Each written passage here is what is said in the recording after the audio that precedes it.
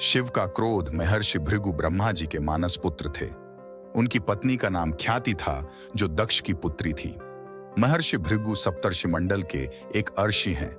सावन और भाद्रपद में वे भगवान सूर्य के रथ पर सवार रहते हैं।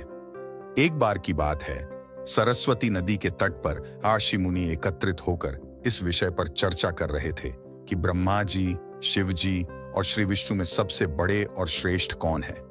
इसका कोई निष्कर्ष न निकलता देख उन्होंने त्रिदेवों की परीक्षा लेने का निश्चय किया और ब्रह्मा जी के मानस पुत्र महर्षि भृगु को इस कार्य के लिए नियुक्त किया। महर्षि भृगु सर्वप्रथम ब्रह्मा जी के पास गए।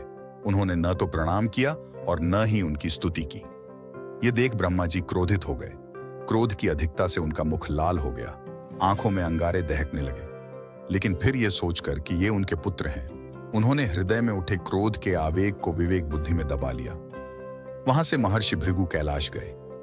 देवाधिदेव भगवान महादेव ने देखा कि भृगु आ रहे हैं तो वे प्रसन्न होकर अपने आसन से उठे और उनका आलिंगन करने के लिए भुजाएं फैला दी। किंतु उनकी परीक्षा लेने के लिए भृगु मुनि उनका आलिंगन अस्वीकार करते हुए बोले, महादेव, आप सदा वेदों और धर्म की मर्यादा का उल्लंघन करते हैं। दुष्टों और पापियों को आप जो वरदान देते हैं उनसे सृष्टि पर भयंकर संकट आ जाता है। इसलिए मैं आपका आलिंगन कदापि नहीं करूंगा। उनकी बात सुनकर भगवान शिव क्रोध से तिलमिला उठे। उन्होंने जैसे ही त्रिशूल उठाकर उन्हें मारना चाहा, वैसे ही भगवती सती ने बहुत अनुनय विनय कर किसी प्रकार से उनका क्रोध शांत किया। इसके बाद भृगु मुनि वैकुंठ लोक गए। उस समय भगवान श्री विष्णु देवी लक्ष्मी की गोद में सिर रखकर लेटे थे। भृगु ने जाते ही उनके वक्ष पर एक तेज लात मारी। भक्तवत्सल भगवान विष्णु शीघ्र ही अपने आसन से उठ खड़े हुए और उन्हें प्रणाम करके उनके चरण सहलाते हुए बोले, भगवान, आपके पैर पर चोट तो नहीं लगी? कृपया इस आसन पर विश्राम कीजिए।